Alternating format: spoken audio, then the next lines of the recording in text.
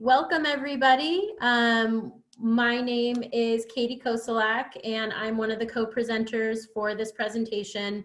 It's titled White Supremacist Roots of American Environmentalism. And we are giving this presentation through the Lifelong Learning Lounge, co-hosted by my department that I work in, or this presentation is, I'm with the Sustainability Department at HSU. Kaitlin's going to talk a bit about herself in a minute, and the library is supporting us in this effort. So before we really dive into the content, we wanted to talk a bit about who we are and what biases we're bringing to this presentation. So I'm going to go ahead and tell you, again, my name is Katie. I was born in Southern California in the late 1980s in the LA Basin, and that's just relevant because the air pollution was really bad then, and I was born as a baby with asthma, and I think that really impacted my interest in quote-unquote environmentalism and environmental justice. I'm from Irish and Polish ancestry, so, you know, immigrants, obviously, and at about age 2, my parents moved me up to Napa County, or moved our family up to Napa County, because I couldn't breathe in the LA Basin, and I got a lot healthier after that. But obviously, having grown up in Napa County and as a white person, straight, cis identities, able-bodied, I have 2 college degrees, I come from a middle-class family, I have a lot of privilege, so that needs to be stated. I have 2 degrees, as I just said, one in geography from UC Berkeley, and then I got a Master of Social Science from HSU, and I was writing about graffiti and murals as a counter-hegemonic tool for reclaiming identity in Mexico City. And other things about me, I worked as a tutor in Richmond, California. I'm interested in art and music. I've done some community organizing. I love to garden. And I work off and on local food sovereignty issues. I'm really interested in zero waste. So that just gives a very quick picture of who I am. Kaitlin, over to you. Hey everybody, I'm Dr. Kaitlin Reed. I'm an assistant professor of Native American Studies at Humboldt State University. I am a member of the Yurok tribe. I am also a Hoopa and Oneida person. My educational background is also in geography and Native American Studies. I was most recently the Charles Eastman Fellow of Native American Studies at Dartmouth College, where I got an opportunity to sit down and write my dissertation finally. I just finished my first year here at HSU, and I am currently working on a book project tentatively called From the Gold Rush to Green Rush, The Ecology of Settler Colonialism in California, sort of thinking through these waves of resource rushing, what I call a rush mentality, right, that views the natural world as a source of material wealth for human beings, views it as an object, something that is dead, private property, real estate, right? And these assumptions and ideologies about the natural world then bleed into not only extractive industries, but also conservation and preservation in the American environmental movement. So first things first, we're going to begin with a land acknowledgement. I know that many of us are joining from very different places. I am doing a land acknowledgement for Arcata, California, where Humboldt State University rests. This is land of the Wiyot tribe. And so I'm going to read a land acknowledgement, and then I'm going to talk about why land acknowledgements aren't good enough. I begin by acknowledging that I am on the land of the Wiyot peoples, which includes the Wiyot tribe, Bear River Rancheria, and Blue Lake Rancheria. Arcata is known as Gudini, meaning over in the woods or among the redwoods. The persistence of Wiyot peoples to remain in relationship with these lands despite their attempted genocide compels me to spread awareness to my inner and extended community regarding the true history of this space. I strive to hold myself and others accountable for the continuation of colonial acts which neglect to include the voices and needs of these tribes, while remembering to lead with compassion. So a few things to note about this land acknowledgement is that it does not use past tense in relationship to the Wiyot. The Wiyot are, the Wiyot tribe is, right? And it also has a point of action, right? When you read a land acknowledgement and then you're done, Like, you've done your justice to Native peoples, right? That's very limiting. Like, a land acknowledgement is actually only the beginning, right? Not the end. And so you can go and listen to this interview with Dr. Hayden King. He is an Anishinaabe scholar at Ryerson University. I'm like 90% sure it's Ryerson. I might be wrong. But why he regrets writing the land acknowledgement for his university, you can listen to that interview. You can check out this comedy sketch by CBC Comedy that I just love. And it's a very useful educational tool for the critique of land management or land acknowledgements. And third and most important, you should go and find out whose land you're on if you don't know already. So native-land.ca. You can go look it up right now while I'm yammering on. But in this land acknowledgement, we talk about how you must be compelled to do something, right? And so all of you can pull up your Facebook really quick. Usually not something your educator says to you in the middle of session. Pull up your Facebook and you can go and like Indigenous Environmental Network on Facebook, share some of the posts that they've put out recently, and then you can go to the Indigenous Environmental Network website and make a donation. So that might, and like there's over 100 of us here. If each of us gave $1, like that's $100 donation that wouldn't have happened today otherwise. So let's do a piece of action along with our land acknowledgement, and that'll be your action for the day. And so here are our overall goal and learning outcomes. I'm going to just speak a little bit about the arc of our session today before I dive into it. So goal 1, learn to consider and incorporate justice and decolonization into environmental sustainability and climate action work, activism, perspectives, and lenses. Overall goal number 2, justice and social dimensions cannot be parsed out. These themes are embedded throughout all conversations, actions, considerations of environmental and sustainability work. Our learning outcomes, hopefully, and we only have 90 minutes with you today. We could easily take an entire semester-long course in this subject. So we're gonna try to cover as much as possible without going too fast that nothing's retained. Outcome 1, learn how settler colonial land dispossession is ongoing. It's not a historical event that's over now and continues to erase Native American presence and ecological knowledge systems.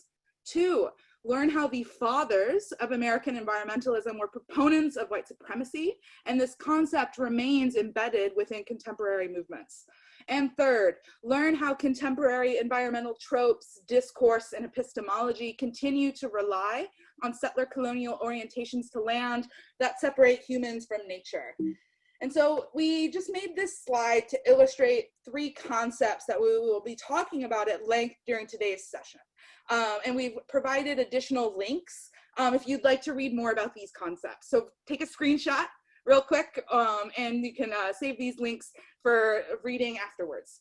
By white supremacy, we mean a historically based, institutionally perpetuated system of exploitation and oppression of continents, nations, and peoples of color by white peoples and nations of the European continent for the purpose of maintaining and defending a system of wealth, power, and privilege.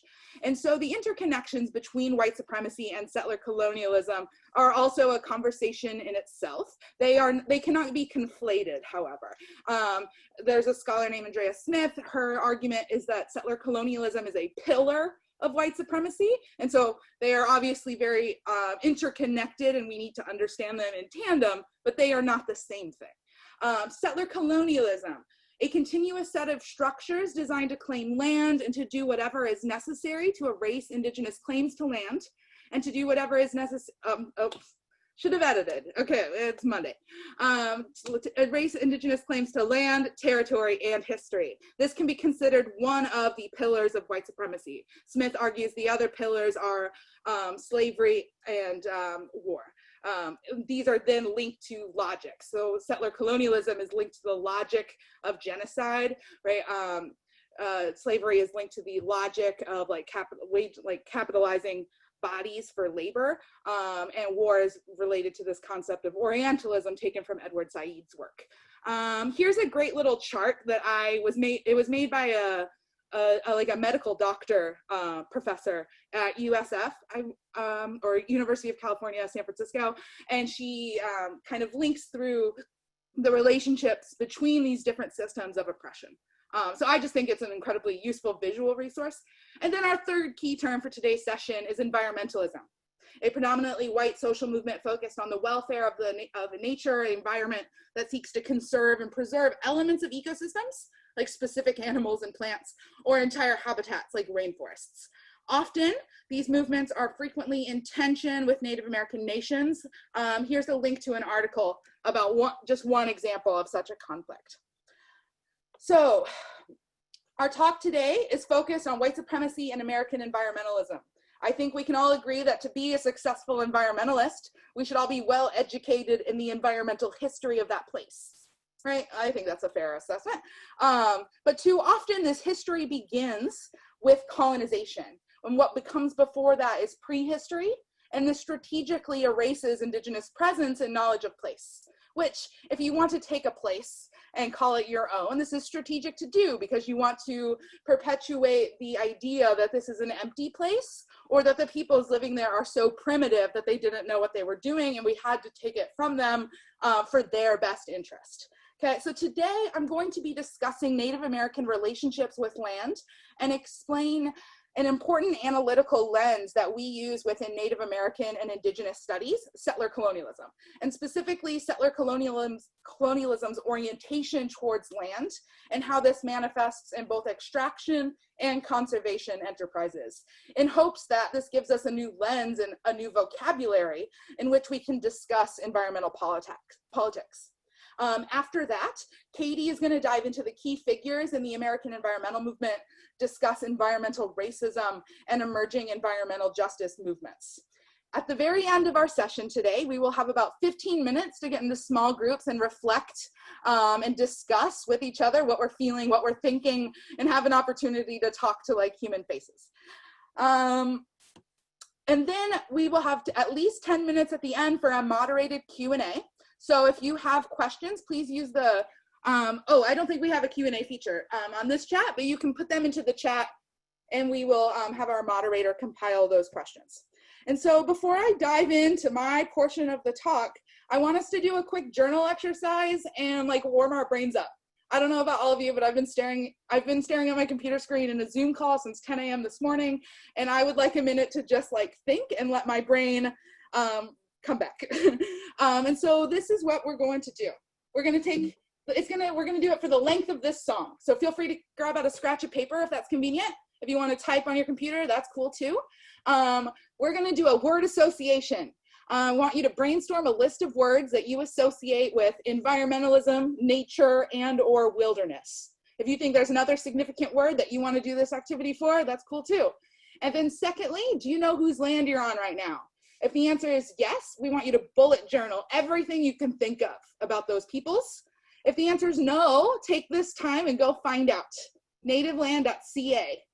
And so I'm going to play this song to give you a few minutes to warm your brains up and begin to reflect on your relationship with environmentalism, what sorts of assumptions and ideologies you apply to environmental movements in the United States.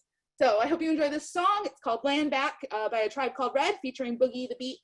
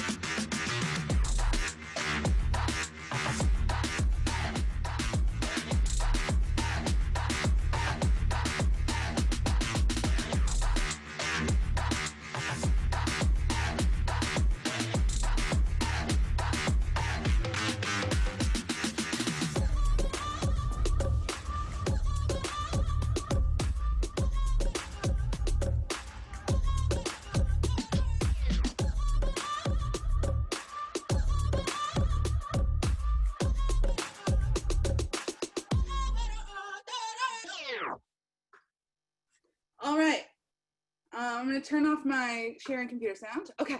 So hang on to these. You'll get a chance to look at them again at the end of the session and maybe share them with your group if you'd like to. So I'm going to dive into my lecture portion of the talk. And where we need to start is the fact that the new world, right, I'm sure everybody's heard it called this, is in fact a very old world. And by constructing North America and South America as a new world, what that strategically does is it erases the fact that Native peoples are already there. And that they're not just primitive hunters and gatherers that are walking around and like grabbing a berry from this bush and a berry from that bush, but they have complex and sophisticated management systems on how to take care of their landscapes, right? I mean, we're talking about peoples that have societies, they have government structures, languages, religions, education, all of these things. But when we repeatedly refer to this place as a new world, right, it completely erases that history and those knowledges. I remember when I was in high school, our history textbook, the very first chapter was called Pre-Columbian History, right? As if like he somehow like starts the new segment of history and everything before that is just prehistory or pre-Columbian history, right? And so the way in which scholars often refer to indigenous knowledge systems on how to take care of land is often referred to as traditional ecological knowledge, or TEK, or TEK for short. You also might find indigenous knowledge or native science. These phrases all refer to a body of knowledge, right? And it's difficult to kind of generalize and put all of these different bodies of knowledge into this one concept, right? Because Native American is like the biggest misnomer, right? It masks 500 plus different cultures, governments, belief systems, languages, right? And so the ecological knowledge produced from that society, right? It's going to be named its own thing in its own language. But traditional ecological knowledge gives us the vocabulary to talk about what Native peoples know about their land and how to take care of it. And so in one sense, it is incredibly localized and geographically specific, and it's going to look different in all of the different places that you go. But TEK as a collective also helps us to think about broader ideologies and epistemologies about land. How do you relate to land? What is land? Is it a relative? Is it something you were created from? Or is it private property? Is it real estate? So this is a great book. If you're in California right now, I strongly recommend you go and check out M. Cat Anderson's Tending the Wild. It's a tome. It's like this thick. But like she does so much ecological research and has compiled a lot about what California Indians know about taking care of the natural world. And so I borrowed this definition right from her book. TEK is a collective storehouse of knowledge about the natural world, about how nature works, and how to judiciously harvest and steward its plants and animals without destroying them. And like, we've been here a really long time. So we've had time to figure out how things work, to watch seasons change, to watch migrations come and go, right? It's a product of keen observation, patience, experimentation, and long-term relationships with plants and animals. It is a knowledge built on a history gained through many generations. I will also say that within a Western way of thinking, everything is very compartmentalized. Right, if we look at like the Western science disciplines, right, they are siloed and very separate and disparate. Science and religion in Native societies often were not separated in the same way, and they didn't operate independently of each other, right? Our knowledge that we systematically accumulated about our landscapes also take a form of really large part into our religious beliefs and spiritual practices, right? So like, for example, ceremony is an incredibly important part of TEK.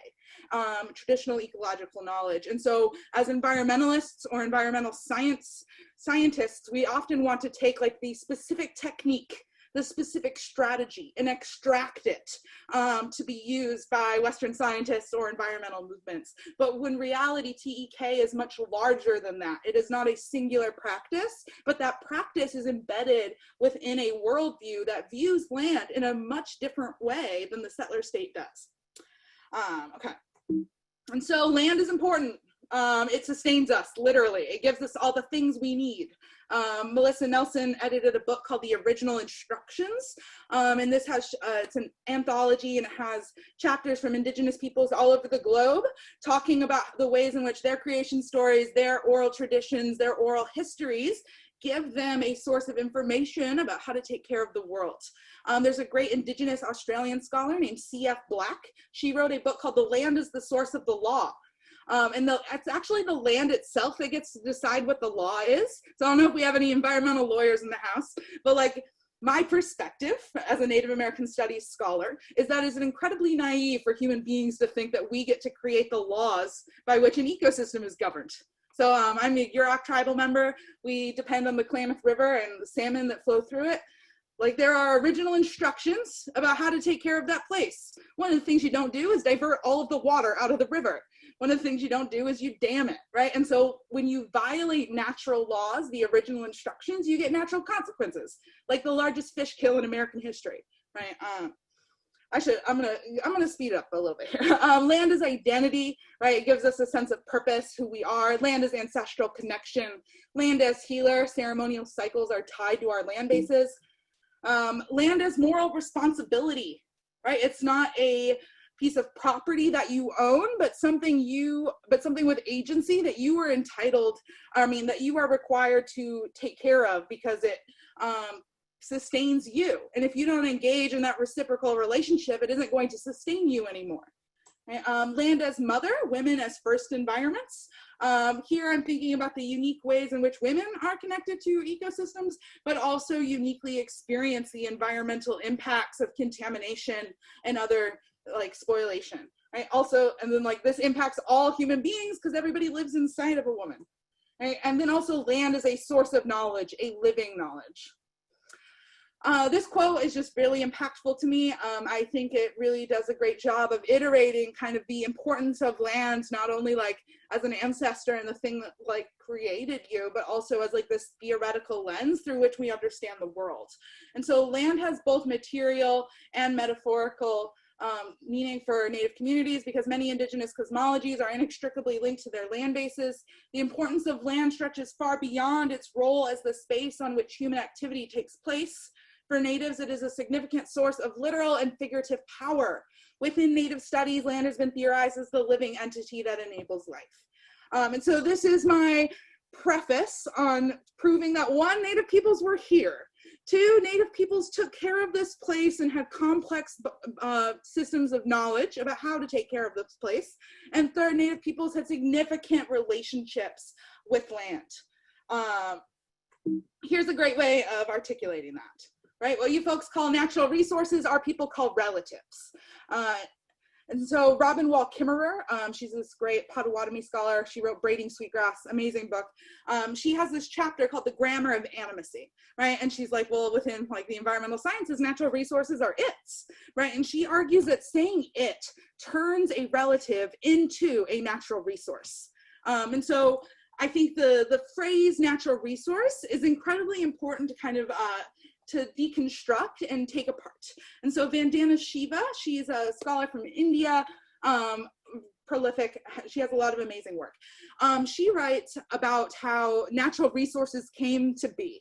And so resource comes from a Latin word that meant life, right? And then she argues that with the advent of industrialism and colonialism, a conceptual break occurred. She argues natural resources became the parts of nature that were required as inputs for industrial products and colonial trade.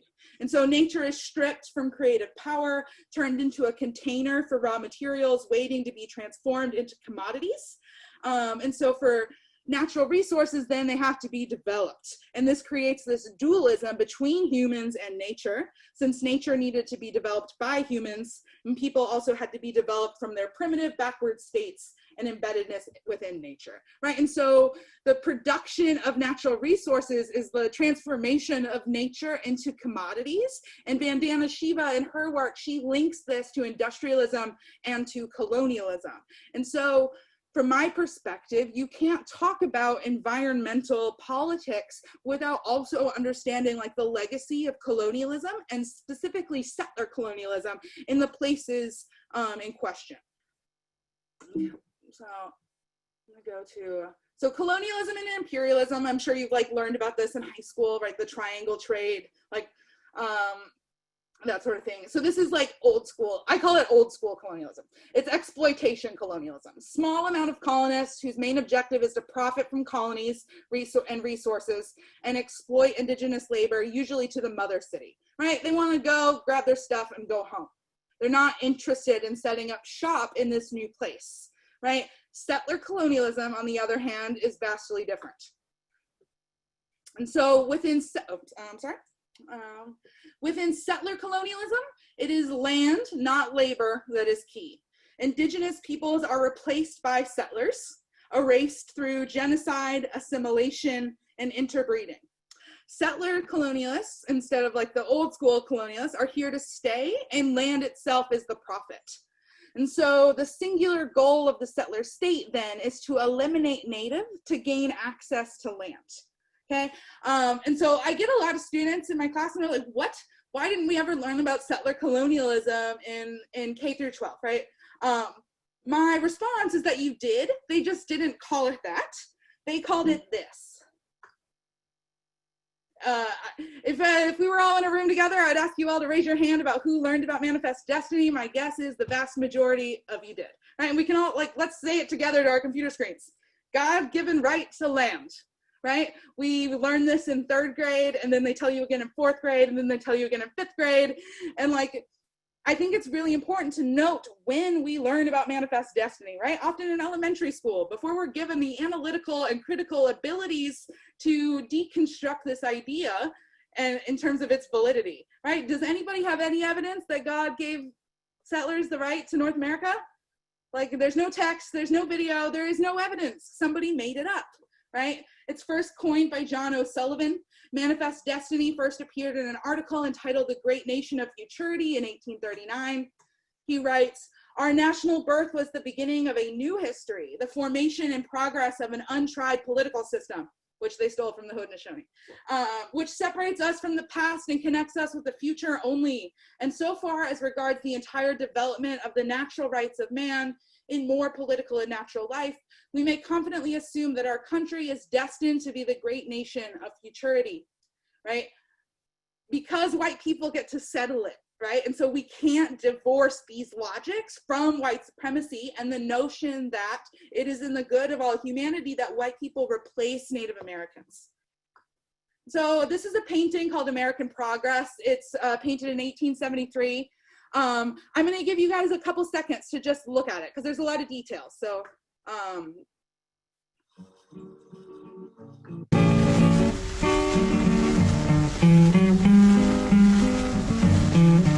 free to jot down notes and thoughts that you have about this. This land is your land, and this land is my land. From California to the New York Island, from the Redwood Forest to the Gulf Stream waters, this land was made for you and me. Okay, so I'm gonna keep going, but I hope that memories are flooding back to people, experiences in K through 12 classrooms, and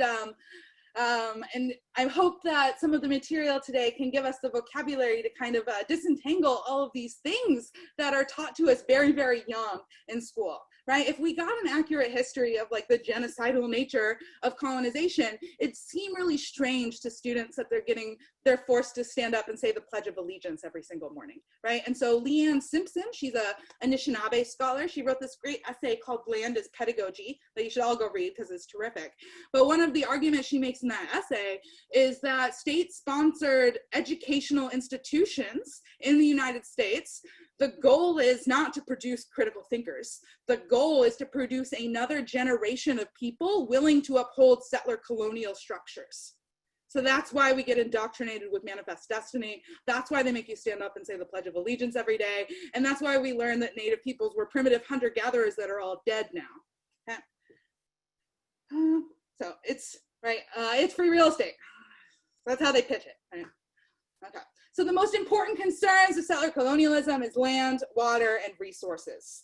Reason number one, they need to make this, they need to make Indigenous land their new home and also source of capital, okay? Reason number two, the disruption of Indigenous relationships to land represent a profound violence. This violence is not temporary with the arrival of the settler, but must be reasserted each day of occupation. And so I study like the ecology of settler colonialism and argue the way in which environmental harms produced by settler colonial land management decisions and priorities continue to inflict violence on Indigenous bodies, right? And so like Yurok people are salmon people. Salmon are critical to our diet, so we don't get diabetes. Salmon are critical to our ceremonies so that we can keep practicing our religion. And so when you build 4 dams that kill all the salmon, that is a continuation of settler colonial violence that is being reproduced. I also argue that orientations towards land, like private construction of private property, turning relatives into private property, is also an inherently violent process. And so I need to talk about a scholar named Patrick Wolfe. He writes about Indigenous Australian experiences, but he is well known within Indigenous studies for making the argument that settler colonialism is a structure, not an event. Right? When we think about it as an event, like Columbus sailed in 1492, and then it's over. Right? If we understand it as a structure, we have to engage with the ways in which it is ongoing and continually perpetuated. Right? And so he argues it is a structure, not an event, and the goal is to eliminate Native people in order to gain access to land. Elimination happens in a lot of different ways. Here are a couple ways that elimination happens. This table comes from a great article by J.M. Bacon, Settler Colonialism as Eco-Social Structure and the Production of Colonial Ecological Violence. This article was behind a paywall for me, but I had a buddy send it to me. So if anybody has issues accessing this PDF, actually I'll put it in the chat when Katie's talking. Great article, everybody should go read it. So some ways in which Native peoples are eliminated: massacres, forced sterilization, boarding school, criminalization of Native religious practices, ending political status, not affirming treaties, and then underrepresentation and misrepresentation. But what I think is really important for us to think about is also the way in which settler colonialism is inherently ecological, okay? So here's an article by Nick Rio at Dartmouth and Angela Parker. It's called Rethinking Colonialism to Prepare for the Impacts of Rapid Environmental Change. They basically make the argument that as long as we don't operate under the assumption that Native peoples were primitive hunter-gatherers without land management regimes, nothing changes with the arrival of the settler and the elimination of the native. But if you understand Indigenous societies as having complex management regimes that transform or alter the landscape in some capacity, the removal of Native people then is going to create a lot of ecological change and transition. So here's the metaphor I give to my students. I ask them who has a garden, and some of them raise their hand. Then I would say, imagine you were taken by the government and forced to live in a boarding school until you were 18, or for 10 years or whatever. And you come back, what's your garden look like? Right, your garden isn't there anymore, right? And so when you, there are estimates that millions and millions and millions of Native peoples were killed during the settler colonial project. That is an ecological phenomenon because the people who are taking care of land in that way are no longer doing so. Or if you take an entire generation of children, force them into boarding schools, they are not learning that ecological knowledge, so you're cutting a break in that transmission. So eco-social aspects of elimination, right? The poisoning of food and water, the taking of water, the disruption of knowledge, the loss of land holdings, the loss of treaty rights, renaming culturally significant sites, or repurposing of culturally significant sites. So these are some of the ways we need to think about settler colonialism as being fundamentally environmental, fundamentally ecological. Okay, so, and I like to ask people, I hear this phrase a lot within environmentalist communities, we need to turn back the ecological clock, right? Turn it back to what? When it was this virgin wilderness that had never been touched, because that has never been a thing. And so I'm running out of time and I don't want to cut into Katie's presentation. So I'm going to go over the rest of this very quickly, thinking about the ways in which settler colonial epistemologies construct land. So there's this really interesting, to me, dichotomy between wastelands. This land's a dump, we can put we can mine for uranium here. We can put nuclear waste here. We can put like a huge city dump here. We can build an oil refinery here. Some places are inherently sacrifice zones, which statistically often end up in Indian country. And then on the other hand of that, you have wilderness, right? Both are like socially constructed, right? Neither are like innate, right? But wilderness is a trope used frequently within environmental movements. Wilderness is socially constructed. It doesn't really exist. Indians had to be removed to create wilderness. Katie's gonna get some more into this when she talks about folks like John Muir and national parks and these sorts of things. But the creation of national parks has dispossessed Indigenous peoples. And here's a great book by Mark David Spence that you can read about that. There's like a chapter for several large national parks around the country. It's a really great read. And in this vein, this sort of green grabbing continues through things like carbon offset programs that dispossess Indigenous peoples in the Amazon so that they can sequester, enclose and sequester carbon, and things like ecotourism and cultural tourism. Okay, what's my point? This article by Raymond Pierotti and Daniel Wildcat is an excellent starting point. What they argue is that like extractive industries and conservation and preservation movements, they're two sides of the same like Eurocentric white supremacist coin, okay? And they argue like we need a completely different coin. And so they argue traditional ecological knowledge, not only the practices that incorporates, but like the worldview and the epistemology it's situated within, provides an alternative paradigm through which we can begin to like form a new relationship with land and like infiltrate our environmental politics. And so in closing, I wanted to give one example of a tension between settler colonial land management practices and TEK. And for me, the most illustrative and like, wow, one is controlled burning. So California Indians would light everything on fire all the time. Okay, when the Spanish missionaries showed up, they wrote in their diaries, WTF, why are all these primitive, stupid Indians lighting everything on fire? They didn't understand the complexity of our land management practices, and the ecology in California needs fire. This creates meadows for game to come to you, right? This makes sure that all of your acorns are gonna be free of like bugs and gross stuff. It's gonna make sure that all of your basketry materials are as strong and as vibrant and come back with as much as possible. And so all of the things that California Indians depended on required fire management, okay? Also, when you don't burn, fuels build up and you get the most catastrophic wildfires we've ever seen, okay? And so what does the US Forest Service want to do? They don't want to burn everything on fire.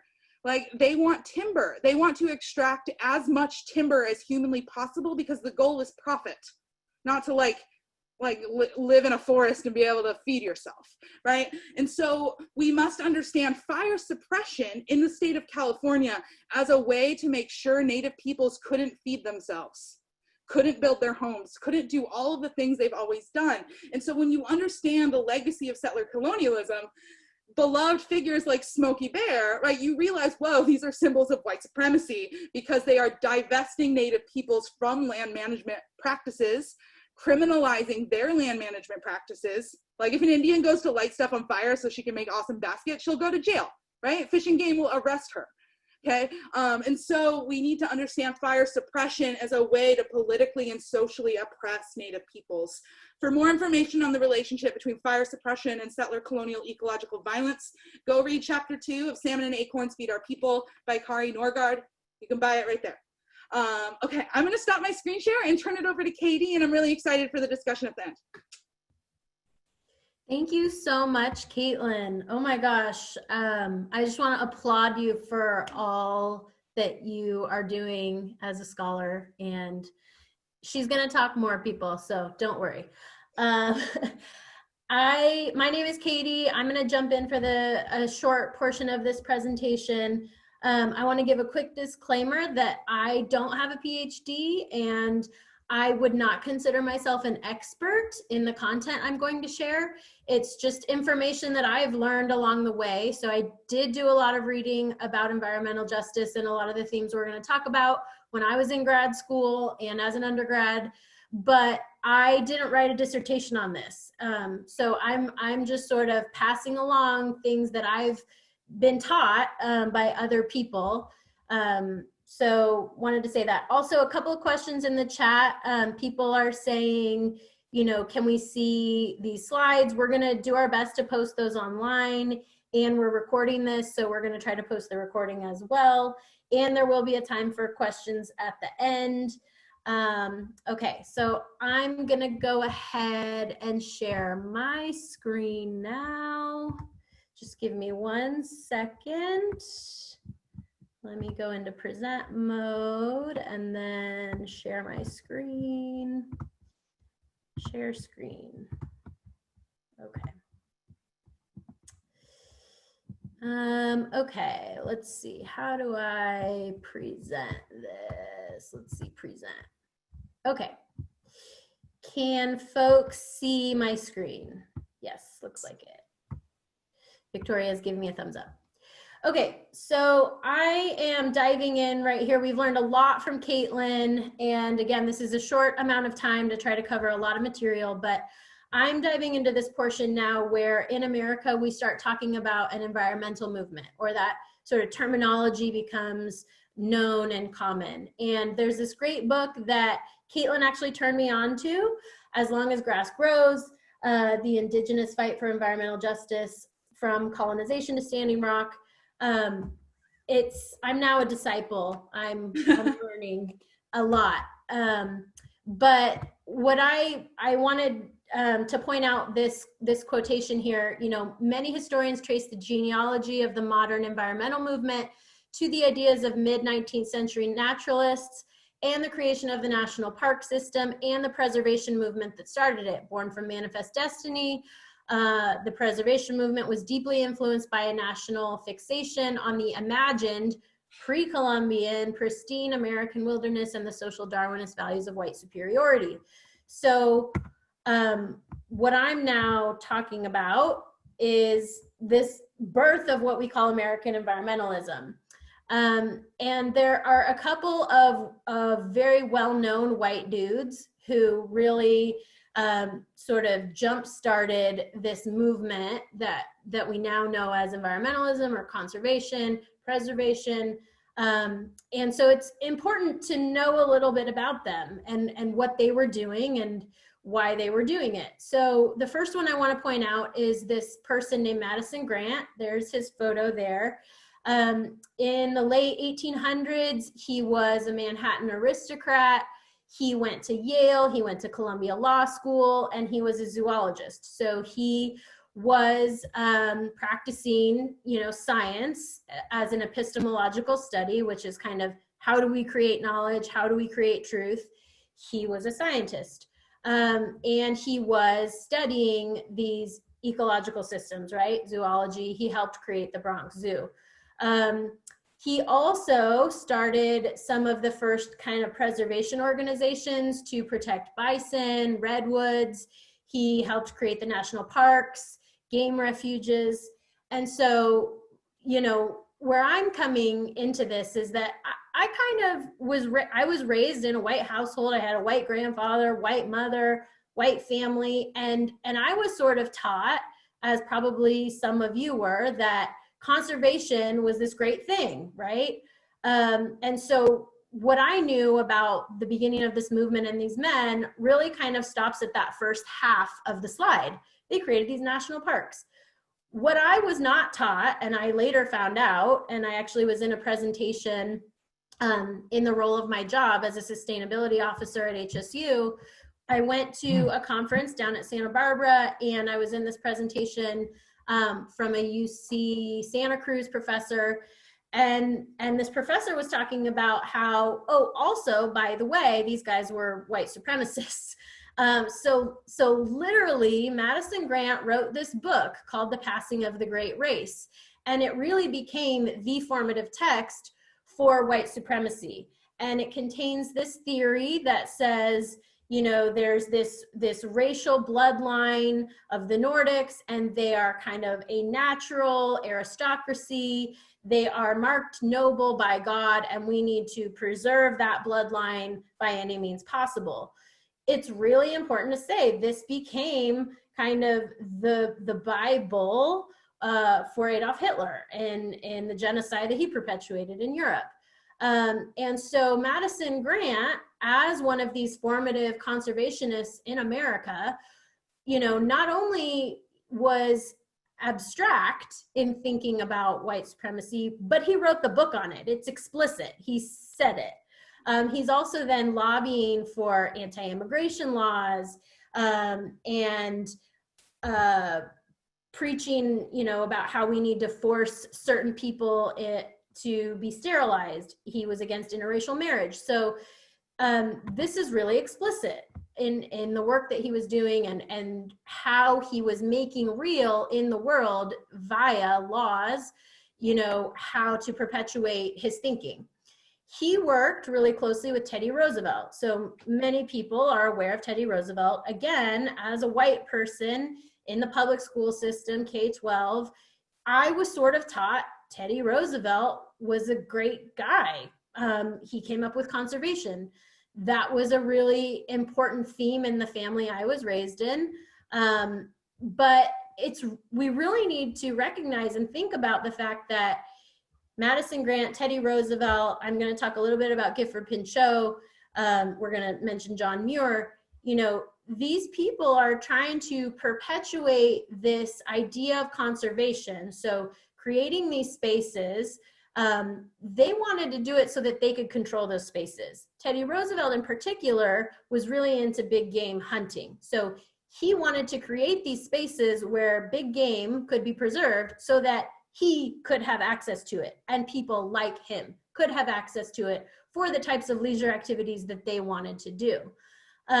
So it's also important now to like draw this parallel between this idea of that Nordic aristocracy. So that book that Madison Grant wrote, they were thinking about nature in that same way. So as they're writing and talking about how do we save this, you know, certain white racial stock that we believe is ordained by God, and how do we prevent polluting that racial line, they're also using that same theme in the way that they're talking about nature.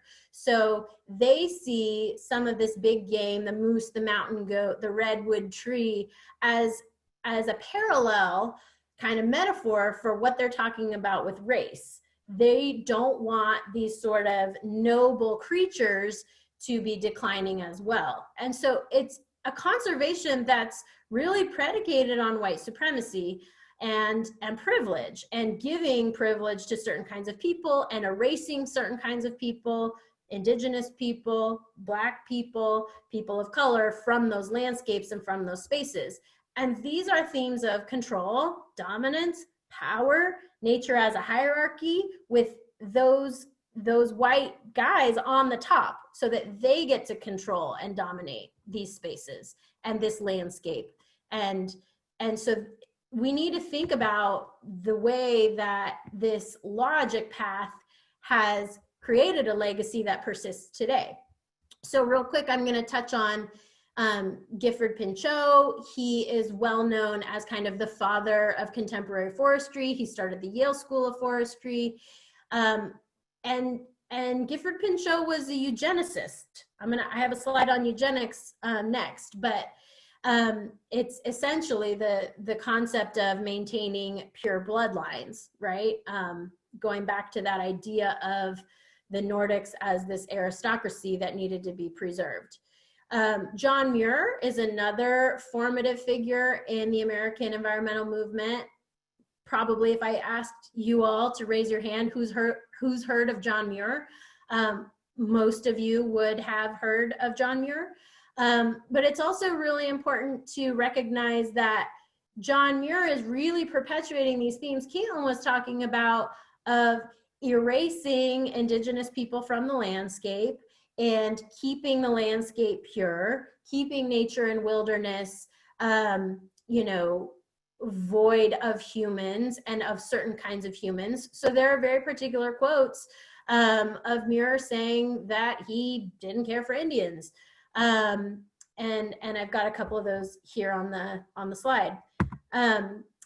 There's a great article, again, that Kaitlin pointed me toward, What John Muir Missed, The Uniqueness of California Indians. I would encourage people to go read that.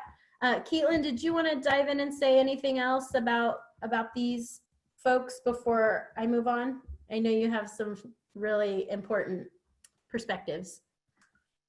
I think you got it covered. I would just add that, like, how amusing it is that, like, John Muir, like, wants to see this, like, beautiful, pristine landscape, but just, like, wants to get rid of the people who made it that way, right? And so, like, in this piece, it talks about, like, how John Muir loved all the wildflowers in Yosemite. Those were there because Miwok people loved wildflowers, right? But, yeah. Thank you. Yeah, and feel free to jump in, Kaitlin, at any point. So really quick, I want to talk a little bit about eugenics. So this is kind of, again, as far as I know, and I'm not an expert, but one of the primary kind of theory behind white supremacy and how to make it, you know, a real action in the world. But eugenics is this idea that you can control reproduction to eliminate genetically unfit and promote the reproduction of the genetically fit. So there is a very strong parallel here to what we see happening in the way that these conservationists are talking about preserving nature, right? So they're talking about how can we preserve the best within the human population and get at kind of that theme or that rhetoric or trope of purity, but also how can we do that in nature, okay? And so it's this discourse of eliminating pollution and getting toward purity happening both with people and in the landscape. And another really kind of important part, we didn't spend a whole lot of time talking about science as kind of an epistemology, but they were scientists. A lot of these white men who were perpetuating these theories, they were scientists, and they were trying to use their science to bolster and prove their points. So I just think it's a really important thing to recognize that we need to consider, you know, bias, motive, and power when we think about how knowledge and truth is created in all contexts, even science. I know there are a lot of scientists that sort of feel that, you know, if you do a scientific inquiry, you're removing bias, but I think we need to recognize that's not the case. And there are all these examples throughout history when science tried to prove something because of a motive of power. Real quick, I'll just mention, you know, there are a lot of other themes when we talk about environmentalism related to population growth, and eugenics was used as a method to implement forced sterilization to curb population growth. That's like a whole nother topic, but worth just saying real quickly. So I want to talk about these tropes then. As we see the conservation movement start to gain steam, we continue in the 1900s, in the latter part of the 1900s, to start to see this ecological Indian or noble savage trope come up. And so I want to show a quick YouTube video.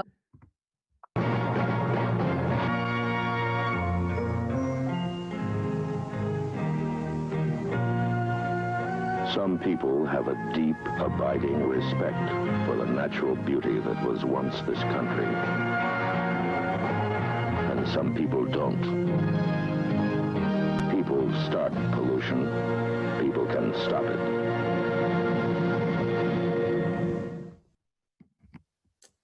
Okay, so that was just a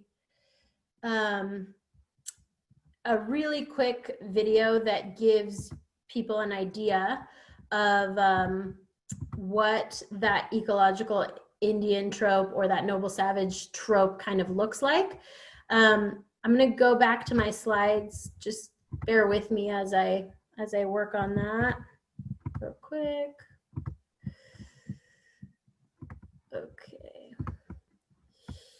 Okay.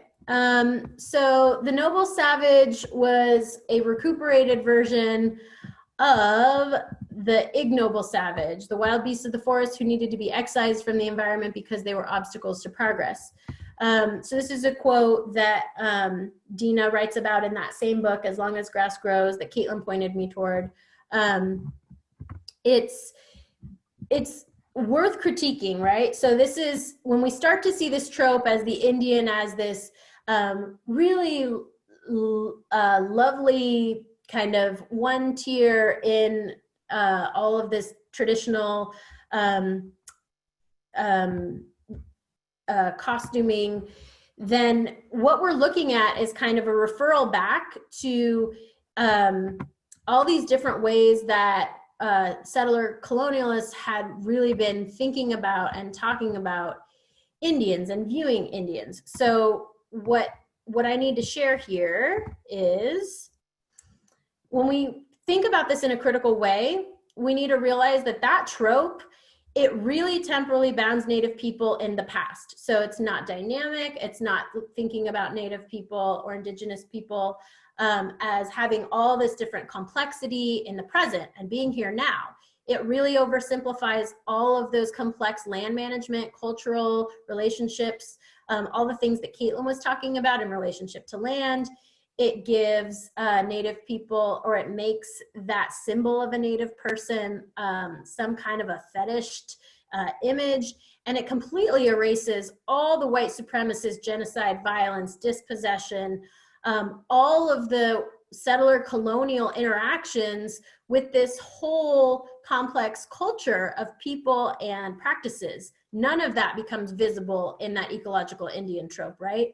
It really romanticizes and attempts to reclaim or go back to that idea of a pure landscape. And so it's really important to be thinking about all of those problems, right? When we're seeing those tropes, hearing those tropes, and that becomes a really prominent theme. You know, that ad, I think, was from the 70s. And so that's kind of the way that the environmental movement continued to evolve. Then, as you start to see in the late 60s, 70s, 80s, we start to hear this term of environmental racism. And it's this concept that communities of color were experiencing negative health impacts, basically from hazardous waste sites. And there were a series of actions and incidents, and then some articles that came out that started to make this part of the mainstream and the prominent discussion of environmentalism. So in 1968, the Memphis sanitation strike became very well known. In the early 80s in North Carolina, there was a low-income African-American community that was fighting against PCBs and how that was making people sick. And then in 1987, there was a really big study that finally came out and said race is the most important factor that's going to predict where hazardous waste sites would be located, and that people would be getting sick from those, from that siting. For those of you that are interested in maps, you know, I found this really cool environmental justice map that you can look at the LA basin, and you can turn on and off different layers that show different kinds of environmental things, and then you can layer on top of those demographic information. But I actually want to challenge everybody in this workshop to go a little farther, right? So when we think about environmental justice and this concept of environmental racism, I'm going to refer back again to Dina's book because it's really important to think about, we can't think about the justice and just hazardous health impacts in terms of like hazardous waste. That's not where the story ends, right? It's everything Kaitlin was talking about before. It's talking about hegemony. It's talking about colonialism. It's talking about capitalism. It's talking about this history of white people trying to extract profit. It's this history of erasure. And so really, ultimately, the construction of land as property. And so what I want to challenge people to think about would be, you know, if we think about justice and this environmental justice movement of the 80s, 70s, 80s, and 90s was really predicated on a settler colonial idea of what justice is. And it has some assumptions that we need to challenge here. So it gives authority to the nation state. That's maybe not what we want to think about in terms of who has authority in this situation. Is it really the settler, colonial, and nation state that assign themselves? You know, Kaitlin asked that question. Who said God gave this land to white people? Well, no one. There's no evidence of that. And so if we're going to say the nation state gets to decide justice, well, I think we need to dig into that and unpack it. It's also assuming that, you know, the legal framework we have works for everybody. There's also a really interesting kind of discourse about distributive justice. So when we talk about and look at environmental justice, there was some terminology for a period of time that used environmental equity that says, oh, let's just distribute risks and benefits equally. But ultimately, right, we don't want everyone to be sick. We don't want to distribute that risk equally. We want to remove that from this situation altogether. So we really need to think about what justice means. I think there are actually a lot of parallels here in terms of the time of reckoning our country is in right now with white supremacy and Black Lives Matter. We won't get into that, but thinking about justice and what does that mean? Also, when we think about environmental justice, we really need to broaden the lens of what we're talking about here, because traditionally, environmental justice, again, just looked at health impacts from hazardous waste. But that totally erases and ignores all the social, cultural, symbolic, institutional conditions that created this poor distribution of risks in the first place. And we really should be talking about that as well. So I think my last slide here, you know, there's a lot more we could be talking about, but we're limited on time. And I just want to mention real quick, when you look at what the environmental kind of nonprofit or non-government organization structure is right now, it's all white. Primarily white. If you look at these pictures of these boards of directors for these various environmental NGOs, there are mostly white faces deciding what's going to happen, how they're going to invest money, who's going to make decisions. So we really need to be thinking about that as well. Okay, I'm going to stop sharing my screen. Kaitlin, do you want to come back online here? Hey. I love how active the chat has been.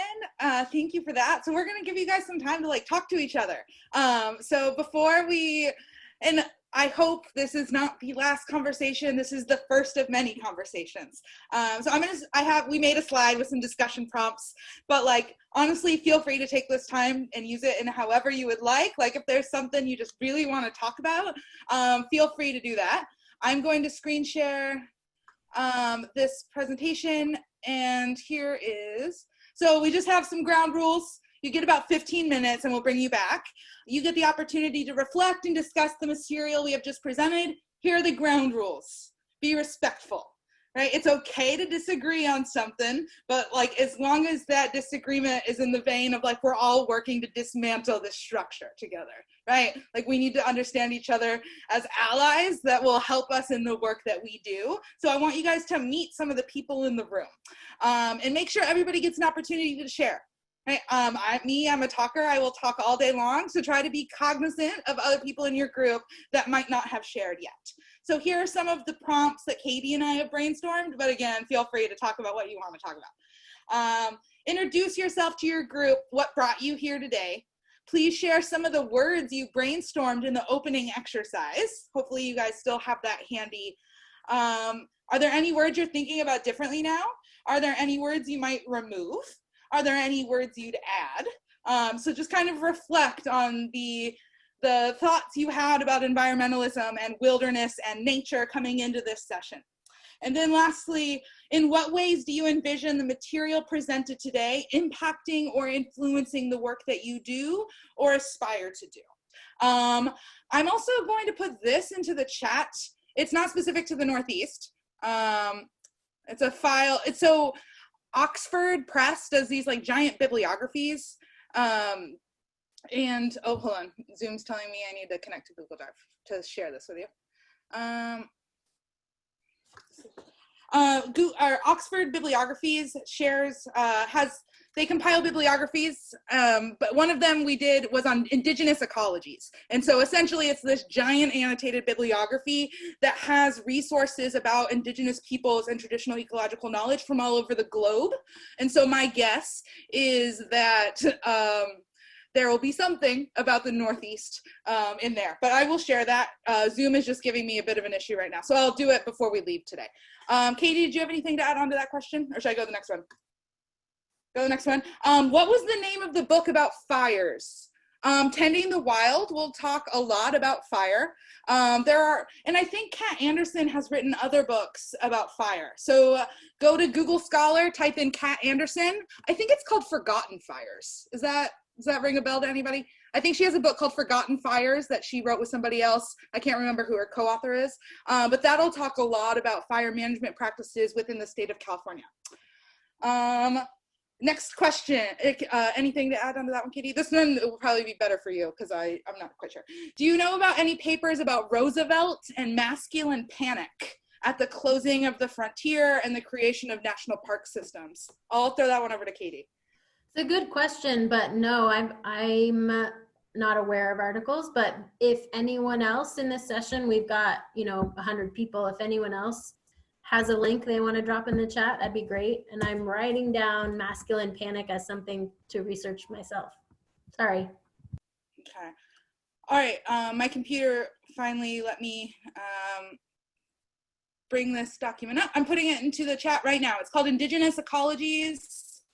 And that should, you could search Northeast in that. All right. Let me look to the chat, see if we have any more questions. Oh, cool. People are adding references. What do you know about the Central Valley in California, specifically the San Joaquin Valley? So San Joaquin, I know, is dealing with a lot of pesticide issues and water diversion issues. I know that the Delta tunnels are proposed to go through the Delta and the San Joaquin Valley, and so that's really, really scary. I honestly recommend using Kat Anderson's text, and the index is really useful. So you can use the index geographically and search by region within California. You could also then look at like a tribal nations map of California. So Google like California Indian map, and you'll see where all of the tribes are. And so you can then overlay that map, figure out what peoples are specifically in the area you're talking about, and then use that as a jumping board. There's also native-land.ca.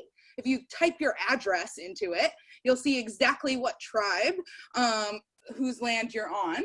And so then you could go to like the tribal government's website, and like they'll have information most likely on like different initiatives that they're taking on in ways in which they need support and allyship. But off the top of my head, that's all I got for you. I will say I'll also recommend Beth Rose Middleton Manning's Upstream, Power on the like Feather River, but it's all about the Central Valley Water Project and the ways in which water infrastructure in the state of California has historically and continues to dispossess Native peoples of their land, their cultural sites, like the Winnemem, their land like got flooded, right? But she's interested in the way the Central Valley Water Project specifically is an example of settler colonial environmental injustice for Native people. So I recommend her book. It's called Upstream. Ooh, somebody has a great suggestion in the chat. If you don't want to read Braiding Sweetgrass, Robin Wall Kimmerer has a lot of lectures on YouTube. So go right after this. You can go watch a whole other lecture. All right. How do land trusts contribute, can dismantle taking of Indigenous lands? Well, I'm giving a lot of shout outs to Beth Rose today. Her first book is called Trust in the Land. That was published in 2011. It is specifically about conservation easements and the use of land trusts as a way for Native peoples to reclaim stewardship. So you should read both. One, Trust in the Land, about conservation easements and land trusts. And the second one is Upstream, that's about the Central Valley Water Project. Let's see. Also, okay, we only have 1 minute left, so I'm just going to wrap this up for everybody. Thank you all for coming. I wanted to let you know that the Native American Studies Department at Humboldt State University is currently working with Save California Salmon to have a mini series in which one of the webinars will likely be on this topic. And so I would recommend we can maybe, I don't know, Victoria, maybe we can share a link for the next, for information about this webinar series. But this Friday, there will be a talk called From Fish Wars to Fish Kill. If somebody listening can put information about that in the chat, that would be great. We'll be addressing those same topics. And I wanted to close in the last 1 minute that we have together by talking about what we should do now. Because I don't want to just like give you all of this information and like release you into the world with like no game plan. Here's your game plan. Continue educating yourself and everybody around you. Find out what environmental threats are currently impacting tribal communities where you live. If you have nailed the perfect job in an environmental org, be inclusive of tribal nations in environmental decision making. Lastly, let's work together to return stolen lands and work against the dichotomy of environment as separate from people.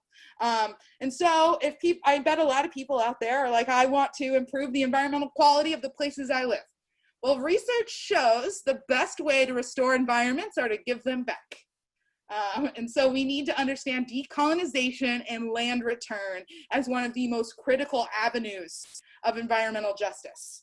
So, and also the incorporation of Indigenous knowledge systems. Here's a compendium made by a Harvard student. It's a toolkit for climate resilient design based on Indigenous technologies.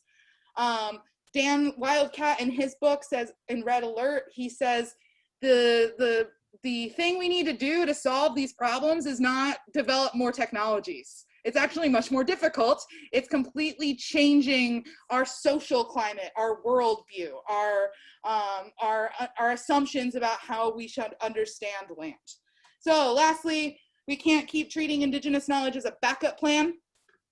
We're 5% of the global population, and we protect 80% of the world's biodiversity. So if you do any sort of work with environmentalism, it is absolutely crucial that you have an understanding of the Indigenous peoples, their history in that place, and think about how you can partner and work with tribal nations in the environmental work and activism that everybody does. All right, we're gonna do a quick poll. 67 people voted. Yep. Intersectionality in the environment. No, decolonization got the most. Yeah, it did. We'll bring Katja in for that one. There we go. Thanks everybody for coming. Have a great day. Thank you, everybody.